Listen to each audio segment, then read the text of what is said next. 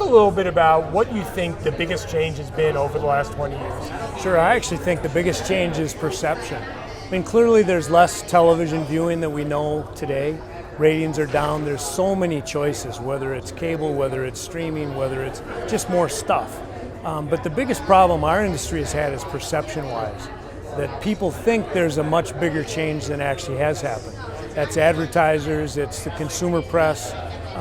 It's something that we have to fight, and we have to fight better than we have in the past.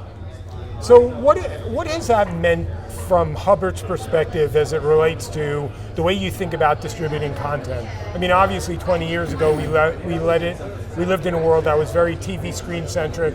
Now we're in a world which is lots of different devices, different platforms, different ways to consume. How has that affected your product strategy?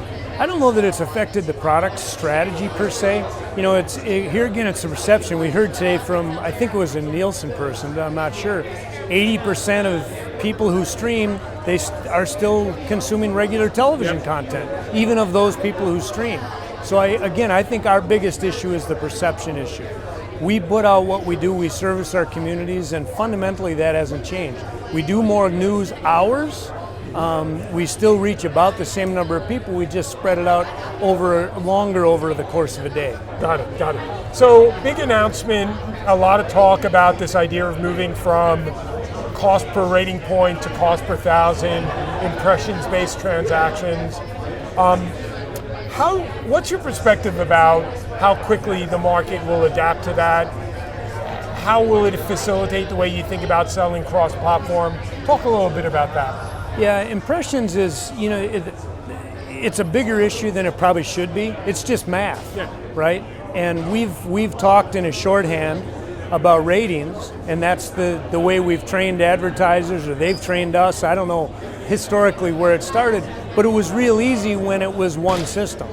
And when you talked about a marketplace, whether it was TV or radio, the market was the same, the universe was the same, so ratings worked. Truthfully, we should have probably made this transition a long time ago, because the cable universe, the universe isn't the same anymore. The streaming universe, the universe isn't the same anymore. So once we transitioned to some of our competitors selling on a different universe, and some of them did it really in a way that wasn't honest, saying they've got a 3 rating, but in a really smaller universe, confusing people about how many people were actually watching. That's what impression does. It eliminates the universe difference, but it doesn't eliminate the difference between the value of an impression, right? A good spot's a good spot. A radio spot, the same as a TV spot, same as a billboard, same as a 2-second ad. And digital still has an advantage in that the rules allow them to have a much shorter duration, much shorter impact, and it's still an impression. So we need to figure out a way to address that. And that's going to be the hard part. The impressions versus ratings, that's just math. Got it. So think about the next 5 years. What is it that you see on the horizon that makes you feel really good about Hubbard's position in local broadcasting? Yeah, we think that that local broadcast is strong. We think that local broadcast use continues to be strong. We think that that's not going to change. Is it possible that we continue to see some erosion?